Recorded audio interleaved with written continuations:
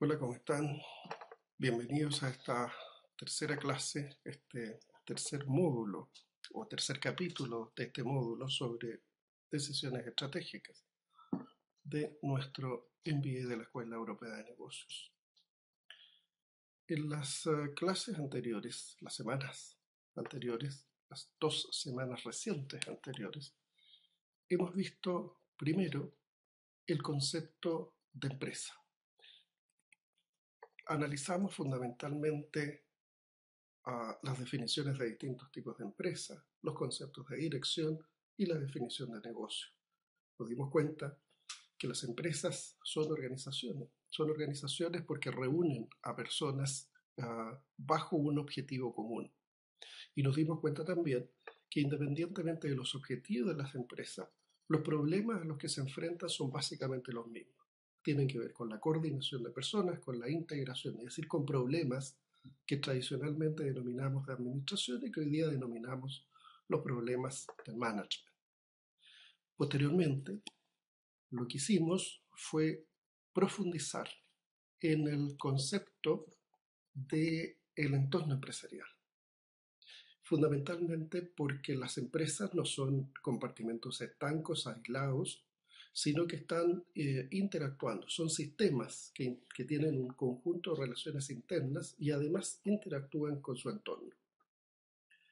Nos dimos cuenta que hay entornos cercanos y entornos lejanos y que dependiendo de la tipología de los objetivos, de la naturaleza de las organizaciones, las interacciones serán más o menos intensas dependiendo de la cercanía de esos entornos. Por ejemplo, serán entornos lejanos aquellos que tienen que ver con las decisiones políticas de los gobiernos, los entes reguladores o fiscalizadores, y serán entornos cercanos aquellos que definen el ambiente competitivo de una organización. Posteriormente, en la segunda semana, vimos los objetivos estratégicos de las empresas, fundamentalmente la segmentación estratégica, el concepto de segmentación de mercado, los métodos de segmentación. Llegamos al concepto de unidad estratégica de negocio a través de distintas metodologías de agregación y de agregación. Nos dimos cuenta que el binomio producto-mercado era un buen mix para definir el quehacer de una organización en un ambiente competitivo. Y luego, ya visto eso, ¿no? Visto la importancia de las unidades estratégicas de negocio, lo que profundizamos fue el concepto de los objetivos estratégicos de las empresas y nos dimos cuenta que los objetivos estratégicos no son los mismos cuando estamos hablando a nivel corporativo que cuando estamos hablando a nivel de la unidad estratégica de negocio y que normalmente tendemos a hacer definiciones de objetivos estratégicos que son más bien representativos de las corporaciones, es decir, del conjunto del agregado de unidades estratégicas de negocio, más que de las unidades estratégicas de negocio propiamente tales. Y a partir de eso, dijimos, las unidades estratégicas de negocio están constituidas por centros estratégicos y esos centros estratégicos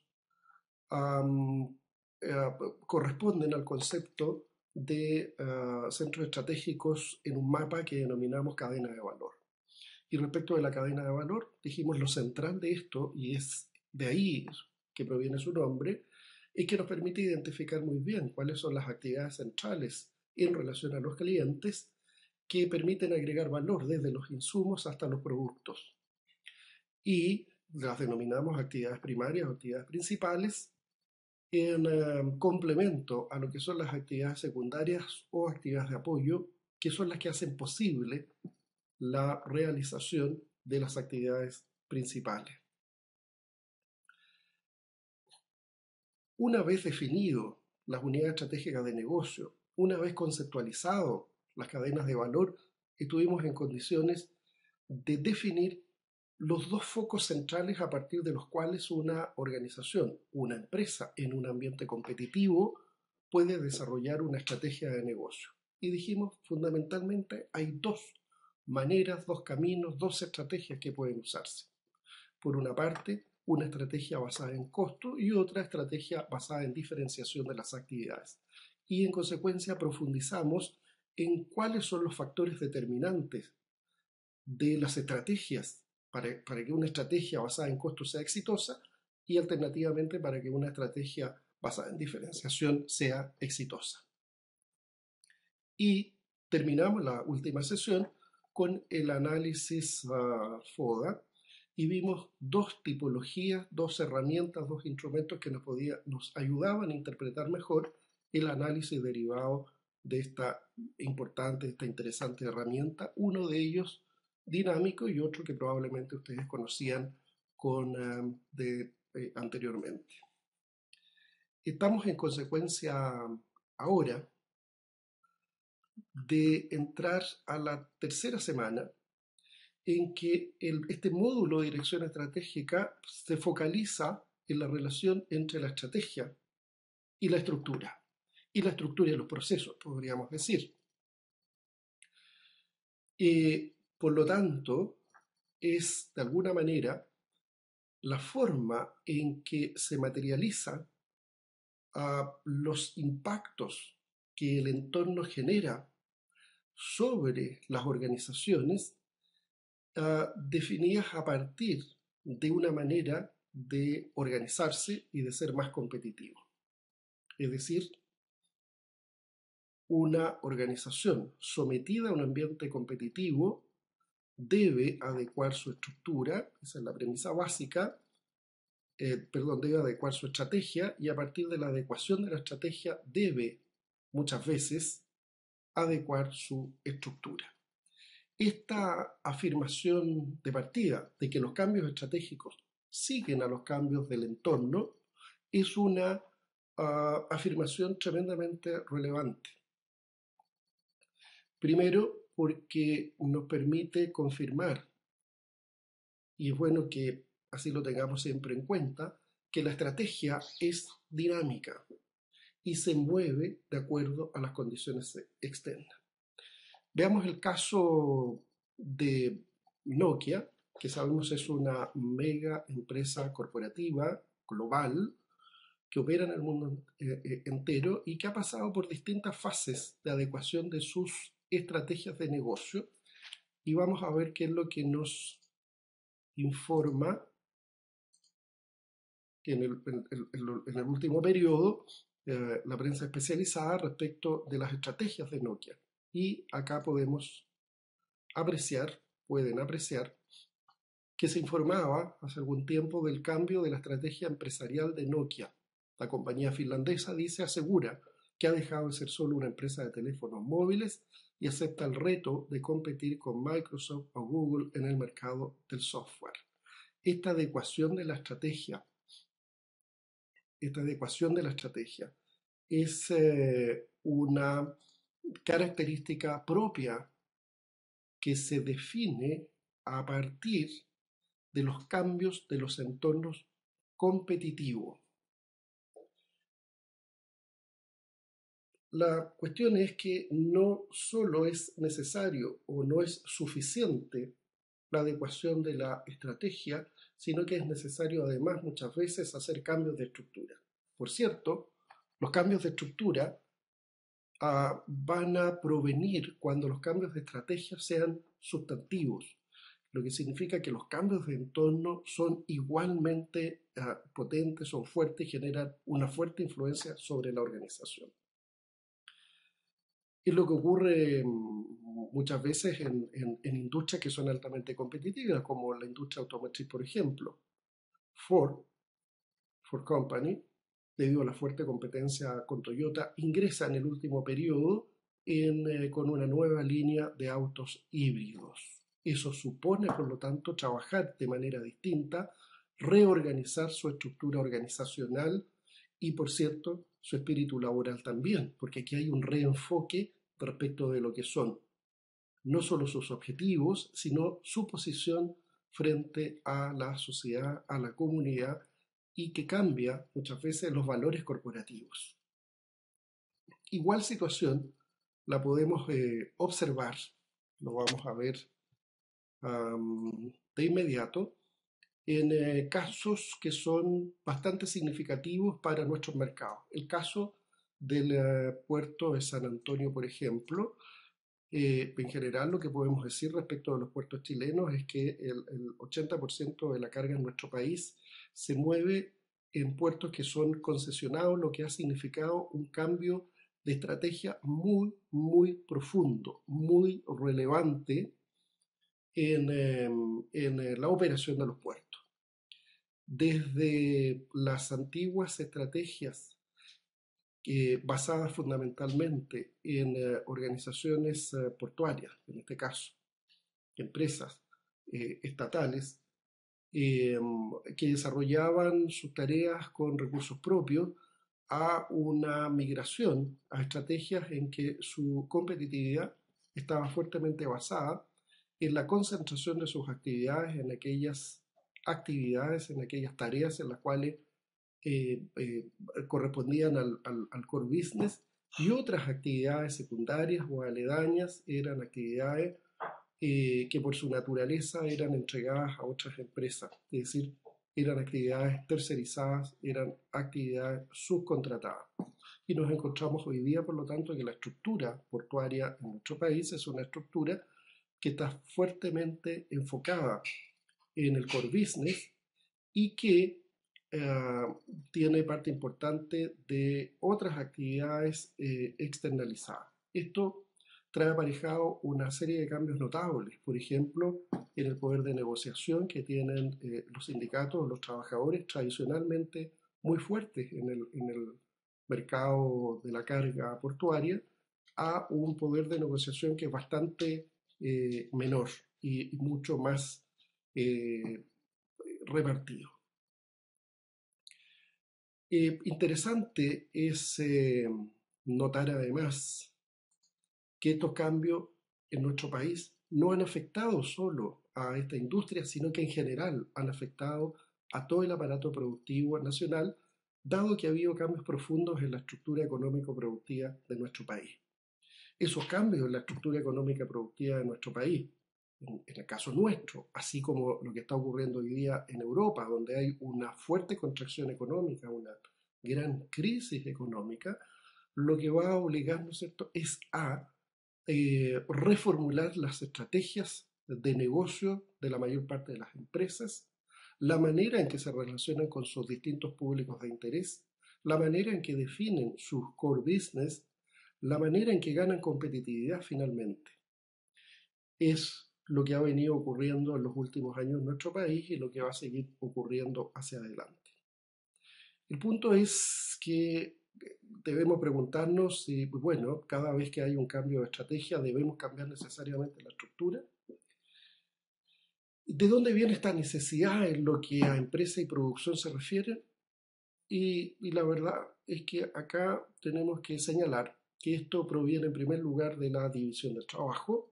La necesidad de la división del trabajo es la que nos obliga, la que nos promueve, la que nos incita a estructurarnos de manera distinta, y en segundo lugar, la necesidad de coordinar esas distintas tareas. Pero adicionalmente a estas dos necesidades que son bien evidentes, por una parte, la división del trabajo, y segundo, la necesidad de coordinar las distintas tareas, hay que agregar otra, que es la necesidad de tomar decisiones.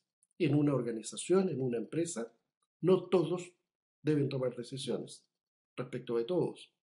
Hay áreas de competencia, hay autoridades que se delegan y por lo tanto el poder está repartido de cierta manera. Y por último, la necesidad de planificar, de controlar y de retribuir al factor trabajo. Veamos en detalle cada uno de estos temas. Cuando hablamos de la división del trabajo, lo primero que tenemos que señalar es que ésta se realiza a partir de las especializaciones o de las funcionalidades. De ahí que se generan estructuras que conocemos como estructuras funcionales. Y naturalmente esto conduce a una estructura funcional o de divisiones funcionales. Vamos a revisarlos las siguientes transparencias en que, como ustedes pueden apreciar, en este caso, Um, vamos a ver, ahí está. Como ustedes pueden apreciar en este caso, la división del trabajo ha implicado, entre otras cosas, la aparición de distintos roles con distintas autoridades.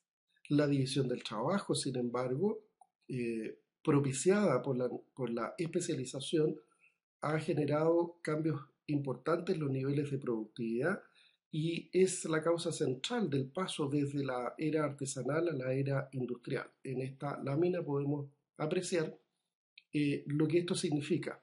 Cuando uno tiene una línea de producción en concreto, es más productivo que distintas personas se dediquen a hacer tareas distintas correspondientes a distintas fases de la producción que la alternativa, cada uno de los individuos haga todo.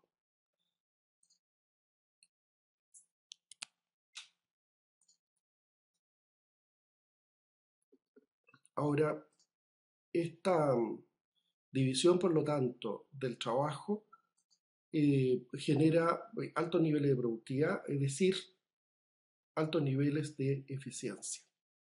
De hecho, esta estructura basada en especialidad, en funcionalidades, es la primera estructura que se nos viene a la mente cada vez que nos organizamos en una empresa. Y vamos separando las tareas de acuerdo a nuestros gustos, especialidades, competencias o habilidades. Entonces decidimos, tú eres bueno para los temas de finanzas y te haces cargo de los temas financieros, tú eres bueno en marketing y en ventas, comercialización y por lo tanto te dedicas a las tareas de relacionamiento con los clientes, tú eres bueno para las tareas internas y te hagas cargo de las tareas de producción y tú tienes una visión más hacia afuera, más de largo plazo, más de relación con el mercado, por lo tanto puedes hacer las tareas de gerente general. Eso es lo natural. Eh, Esto lleva, por lo tanto, a que las organizaciones se vayan estructurando en estructuras más o menos complejas dependiendo de distintas razones. La principal de ellas son los tamaños y lo segundo son las complejidades de las tareas. Vamos a ver el caso, en las láminas, vamos a ver el caso de TVN, un canal de televisión, televisión pública, estatal, que opera sobre la base de um, una corporación, una televisión que es comercial, eh, en que lo que hay, ¿no es cierto?, es una estructura más bien compleja, dividida en función de distintos públicos de interés. Entonces su estructura es una estructura organizacional que es relativamente compleja y tenemos un directorio, una dirección ejecutiva, aquí tenemos actividades y gerencias de asuntos legales, de estudio, organizaciones corporativas, comunicaciones corporativas, de marketing, personas, y fíjense ustedes que la dirección de gestión, que es básicamente donde están los temas productivos, a su vez se dividen en otras gerencias y a su vez en otras subgerencias, cada una de las cuales tiene estructuras propias, es decir, verdaderas divisiones. Esta es una estructura funcional clásica, una estructura um, que es bastante común y que en el caso de esta corporación, dado que es una corporación muy compleja, muy grande, que tiene distintas áreas de negocio, requiere entonces distintos niveles, tanto horizontal como verticalmente. Pero existe, aparte de esto, una segunda estructura, un segundo nivel de estructura funcional, que son aquellas que se organizan, que se estructuran en base a los binomios producto-mercado, que ya hemos estado hablando, que son las unidades estratégicas de negocio. Y entonces vamos a tener estructuras divisionales, y las divisiones pueden ser geográficas por productos o por cliente, o derechamente unidades estratégicas de negocio. Y vamos a ver el caso ahora de vamos a ver el caso de CAP.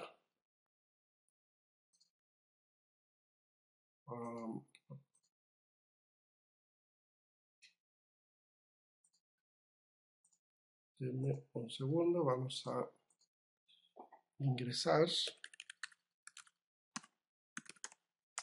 Y en el caso de CAP, como ustedes pueden apreciar aquí, la organización es en base a unidades estratégicas de negocio, y lo que tenemos es CAP Minería, CAP Acero y CAP Soluciones en Acero. El grupo CAP, por lo tanto, tiene una cierta estructura organizacional en que cada una de estas divisiones opera como negocios que son independientes. Entonces tenemos CAP Minería, por ejemplo, que es un negocio independiente de CAP Acero y de Soluciones en Acero. Es decir, tiene un suficiente nivel de autonomía en sus operaciones y en sus decisiones. Esta, por cierto, también es una megacorporación, y en consecuencia requiere de una estructura que es altamente compleja, que tiene muchos niveles, tanto cuando hablamos horizontalmente como cuando hablamos verticalmente, y que en este caso está fuertemente focalizada en función de negocios que son distintos. El negocio del acero es distinto. El negocio del acero es la planta siderúrgica, es distinto del negocio extractivo minero, y es distinto del negocio conducente a la producción de productos especializados de acero. Lo mismo ocurre cuando vemos el caso, por ejemplo, de Procter Gamble. Vamos a verlo de inmediato. Procter Gamble, una megacorporación mundial, que igualmente esta compañía está dividida en distintas divisiones, está estructurada en distintas divisiones, y por lo tanto tiene sucursales, tiene filiales, pero adicionalmente a eso tiene una estructura corporativa. Esto en que los grandes meganegocios están en los productos de belleza y otros de cuidado, y que ambos, ¿no es cierto?, son negocios globales, que son apoyados por funciones que son de carácter corporativo global, y que en la medida que estos dos negocios centrales, que son los pilares cuya base se desarrolla la empresa, son los que se enfrentan directamente a los mercados.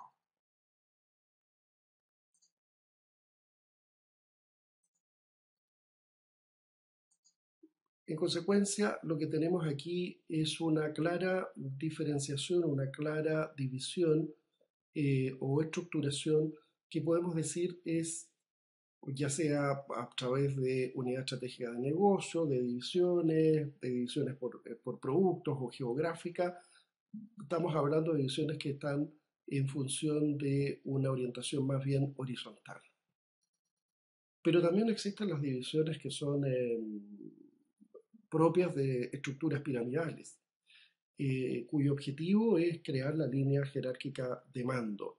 Y la línea jerárquica de mando es absolutamente necesaria, en especial cuando los niveles de complejidad de las organizaciones son más o menos grandes. es lo que vamos a observar, por ejemplo, en el caso de esta organización, una organización nacional, Correos de Chile. Esta es una organización altamente compleja y que no solo es compleja, sino que además es muy grande. Es la empresa que tiene más sucursales en Chile, más incluso que el Banco Estado. Y lo es porque en el caso de Correo cumple además una función social. Eh, por lo tanto, de manera natural tendrá una cantidad importante de niveles eh, jerárquicos que permite manejar un alto contingente, que en este caso son miles de personas. Um, en el caso de Correo nos vamos a encontrar entonces con una organización. Yo los invito a visitar eh, la página de Correos y nos vamos a dar cuenta, se van a dar cuenta que su estructura organizacional, si ustedes se fijan, tiene bastantes niveles. Vamos a agrandar la imagen, un directorio, un gerente general, y lo que tenemos a partir de eso son tres grandes gerencias que están en la línea operativa: la gerencia comercial, la gerencia de ventas y la gerencia de operaciones. Y si entramos, por ejemplo, a la gerencia de operaciones, entonces operaciones se subdivide en la gerencia de distribución nacional, gerente de plantas SEP, gerente de clasificación postal, gerente de gestión operativa. Y si entramos a cada una de estas, vamos a poder mirar el mapa completamente desplegado. Evidentemente, lo que vamos a tener aquí es una gran cantidad de niveles. Esa gran cantidad de niveles está dada por la cantidad de trabajadores, por el nivel de complejidad que tienen las tareas, que es creciente, por la necesidad de tener distintos niveles, tanto decisionales como de supervisión. Y por cierto, hay una última condición que también nos orienta respecto de los distintos niveles verticalmente hablando, que tiene que ver con si se trata de una empresa del sector industrial, manufactura versus servicio. A la división del trabajo, podemos decirle, sigue la coordinación del trabajo como otra de las necesidades o los focos respecto a los cuales tenemos que mirar. Dado que la coordinación o la integración es una función básica de la administración. Por cierto, la necesidad de la coordinación o de la integración de personas, de recursos humanos, reconoce implícitamente la debilidad de una estructura funcional. La estructura funcional por naturaleza, dado que va generando distintos compartimentos estancos, requiere de esta tarea de coordinación. De hecho, la mayor debilidad, junto con esta, que tiene una organización funcional, tiene que ver con la pérdida de foco en el cliente, como lo vamos a ver a partir de la siguiente figura.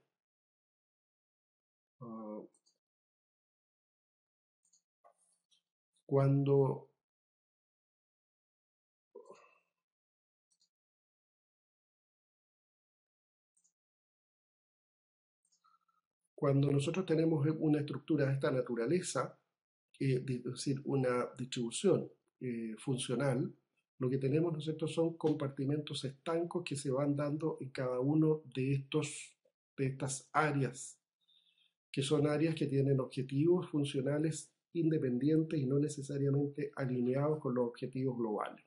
Se producen aquí unos espacios en blanco que le llamamos silo.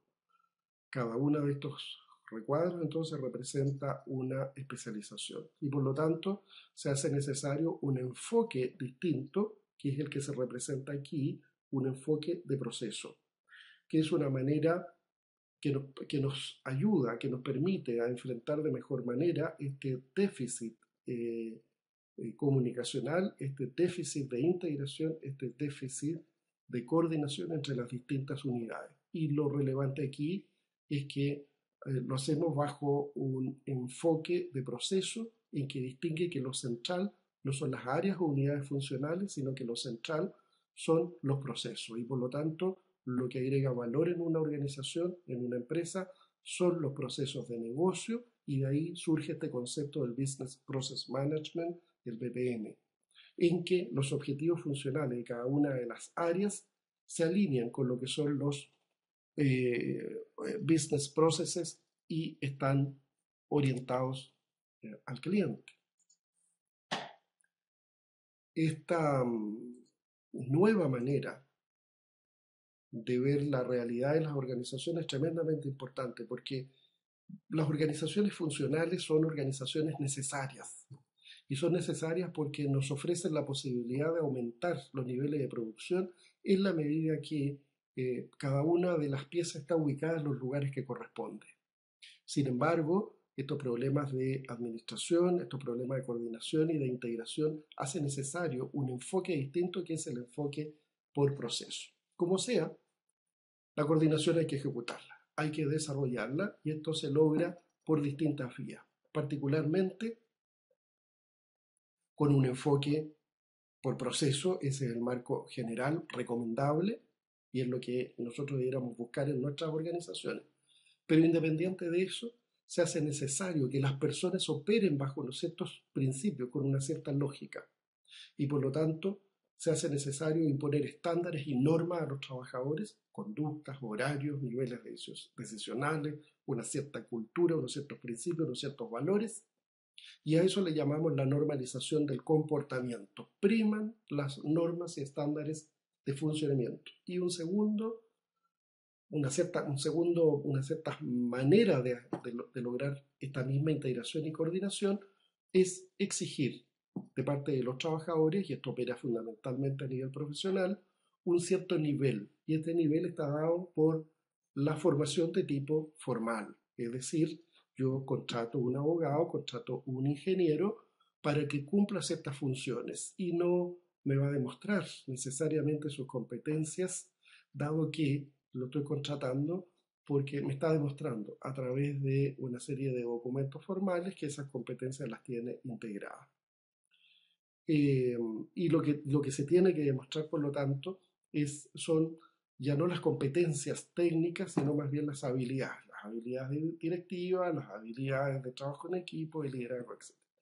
A esto le llamamos la normalización de conocimientos y habilidades.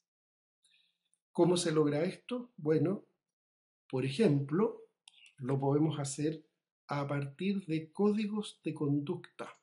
Y vamos a ver un código de conducta, en este caso del banco BBVA.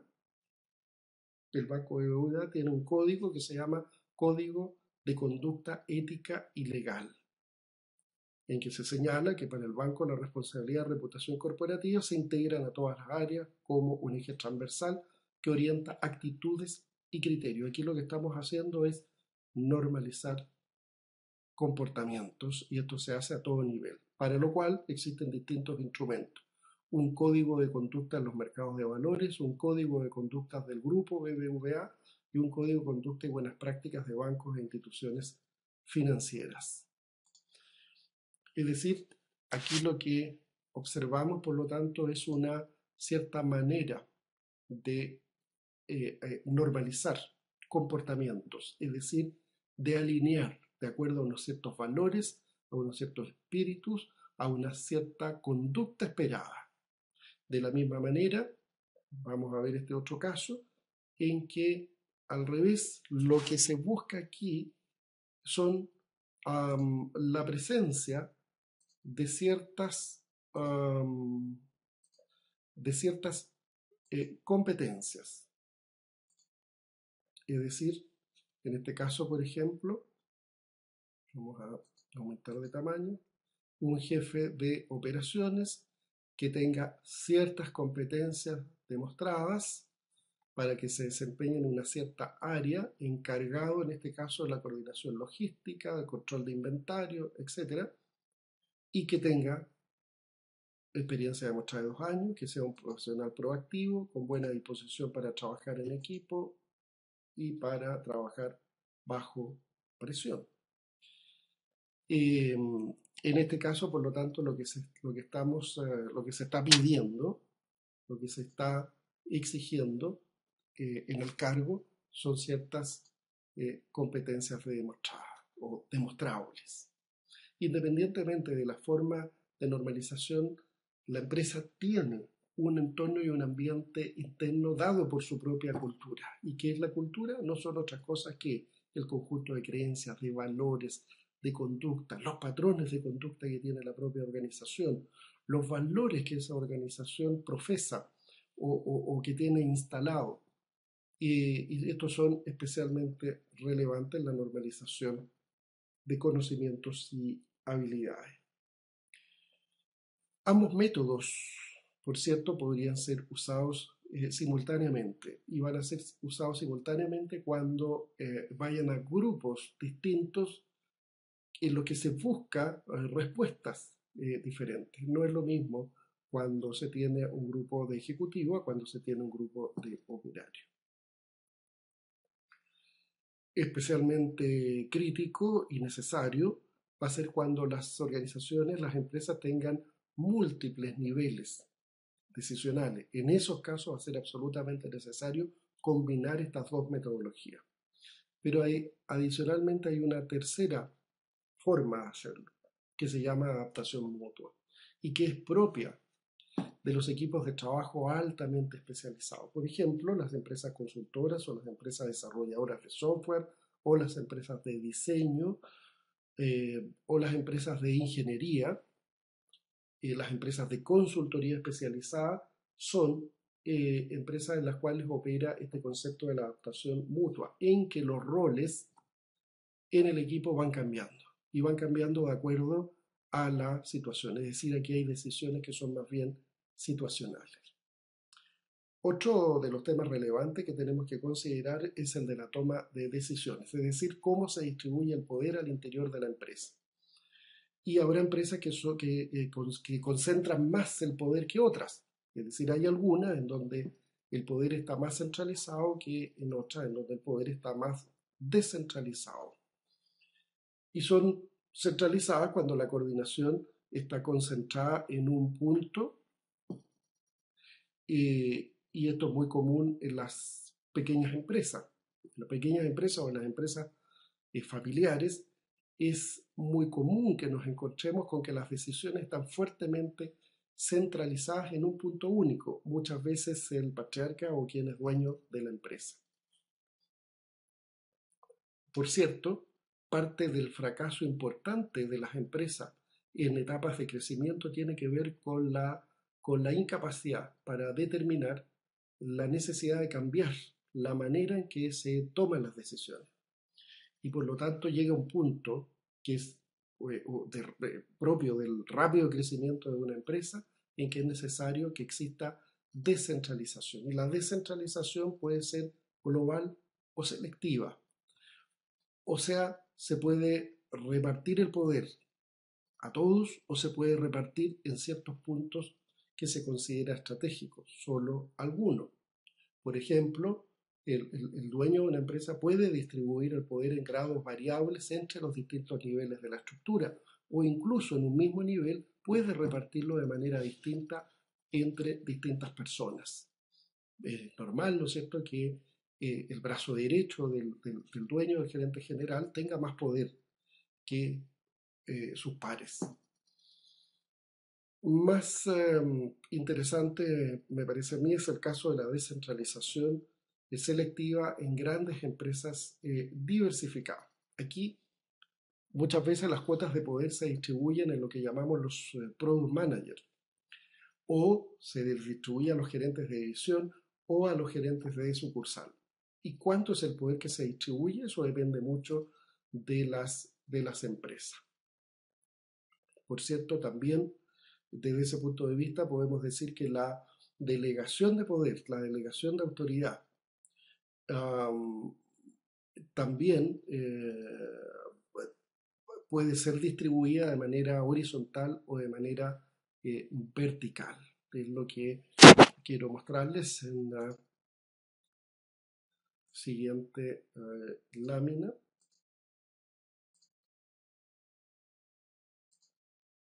Um,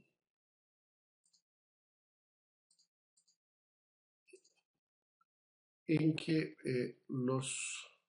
está acá, en que lo que vemos aquí es una estructura organizacional funcional, por ejemplo.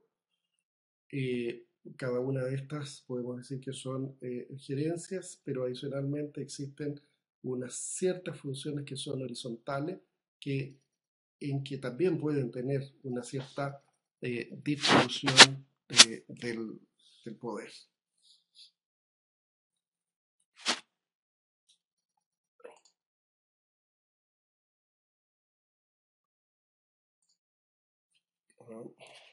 Vamos a... Y por último, un elemento adicional que debemos considerar tiene que ver con los sistemas de planificación y control. El interés de toda empresa es obtener unos ciertos tipos de resultados, de una cierta calidad de resultados.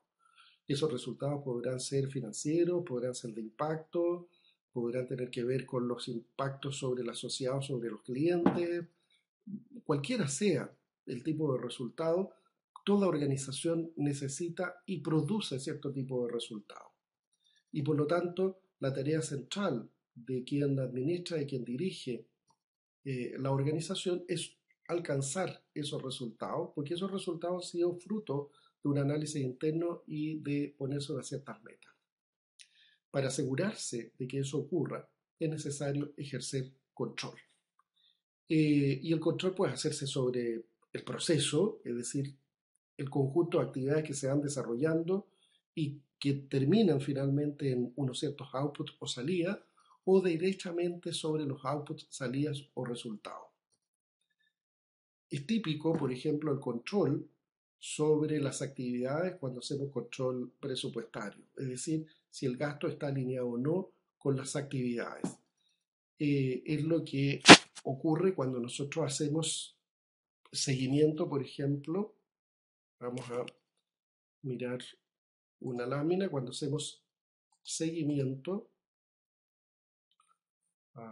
Aquí está. Con esta herramienta que se llama Microsoft Project, y el Microsoft Project nos está diciendo que hay un conjunto de actividades que se van desarrollando en el tiempo que debo controlar.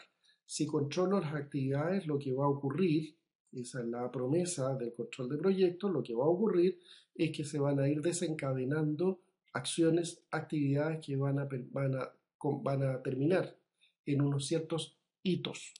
Esos ciertos hitos entonces son mis verificadores, y en la medida que esos hitos se van cumpliendo, entonces los objetivos, las metas, los resultados los vamos a cumplir también. Y una segunda alternativa es cuando hacemos el control sobre los resultados, es decir, sobre las metas. Y básicamente aquí la metodología central es la metodología del Management by Objectives, Objectives MBO, o sea, la administración por objetivos, APO en castellano. Aquí de lo que se hace es de negociar los logros y en base a ello vamos generando control, vamos midiendo los resultados y se entregarán recursos o no dependiendo del nivel de resultados que se obtengan y por lo tanto se adoptarán políticas de premios y castigos de acuerdo a eso. Ahora, es bueno preguntarse qué tipo de estructuras existen, visto estas necesidades, ¿no es cierto?, de coordinación y de control, qué tipo de estructuras existen. Y ya hemos visto que existen las estructuras funcionales, las vamos a volver a mostrar las estructuras funcionales,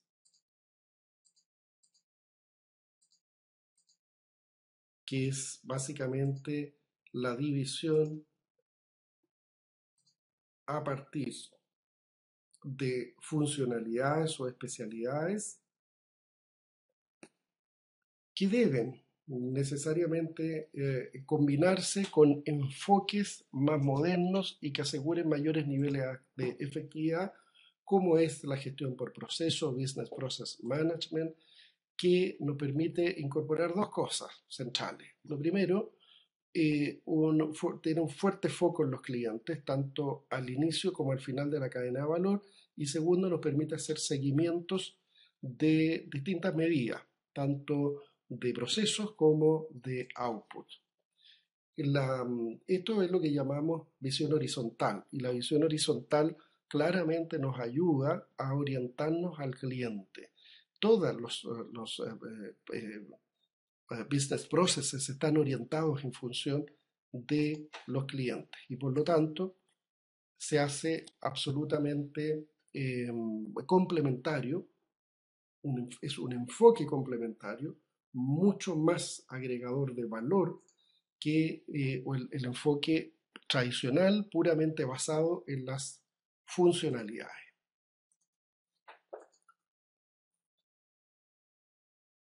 La estructura divisional, por su parte, que es una derivación también de una estructura funcional, permite generar divisiones o departamentos o unidades estratégicas de negocio. Y por lo tanto, estas distintas unidades se pueden hacer en base a productos, en base a áreas geográficas o en base a clientes.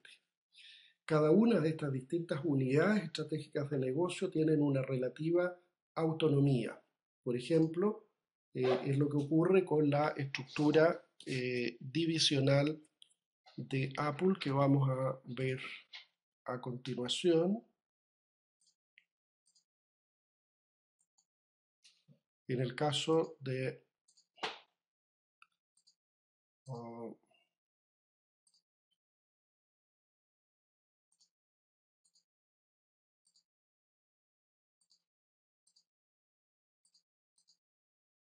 aquí está The Official Board de Apple, y ustedes se dan cuenta que la estructura es altamente compleja, hay una estructura base de carácter global que se va subdividiendo, que se va abriendo funcionalmente y que tiene su correlato en distintos territorios.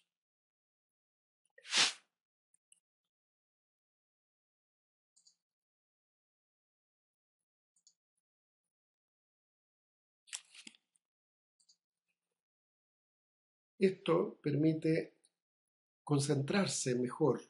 Organizaciones de este tipo permiten que se concentren mejor en los binomios producto-mercado, ya sea que la división sea por producto, ya sea que la división sea geográfica. El objetivo que se alcanza con mayor nitidez es el acercamiento más directo a los clientes. Y por lo tanto hay una capacidad de reacción que es mucho más rápida frente a conflictos o frente a cambios del entorno. Un tercer tipo de estructura es la matricial. Y por cierto, aquí estamos enfrentados a complejidades que son crecientes, que son mayores. Las estructuras matriciales son las más complejas de todas. Las estructuras matriciales pueden ser de carácter temporal, dada la complejidad de mantenerlas en el largo plazo, siempre se van a generar algún tipo de problemas y por lo tanto impone desafíos también que son distintos sobre los tipos de liderazgo y en general es utilizada por grandes empresas o por empresas que crean estructuras para el desarrollo de proyectos singulares. Combina en el fondo dos tipos de autoridad en un mismo nivel jerárquico y por cierto eso atenta directamente contra la naturaleza humana que requiere en general claridad. Es la mejor estructura probablemente, pero tiene el inconveniente que es la más compleja, dadas las dificultades que tiene de entendimiento por parte de las personas. Por una parte, una autoridad de carácter funcional, el gerente de operaciones, el gerente de sucursal, por ejemplo, que permite mantener la especialización de las personas que trabajan en la empresa, y por otro lado una autoridad basada en proyectos, en productos o en áreas geográficas, dependiendo del caso, que van a tener una mirada distinta sobre el rol de las personas. Es natural, por lo tanto, que una persona sienta confusión cuando tiene dos liderazgos, dos jefaturas, dos autoridades distintas. Muchas veces esas dos autoridades apuntan a sus objetivos que son distintos. Por ejemplo, el gerente de sucursal y el gerente de producto. De esta manera vamos a terminar esta sesión, que es la primera sesión de dos de esta tercera semana en que nos encontramos, esta vez para discutir sobre los temas de estrategia, estructura y proceso, refrendando la idea central básica con la que iniciamos esta sesión, que es la necesidad, ante cambios de entorno, de adecuar nuestra estrategia, y por esa vía estamos ya entrando en la necesidad de adecuar las estructuras con el objeto de acercarnos más a nuestros clientes y con el objeto, por cierto, de ser mucho más efectivo. Muy buenas tardes.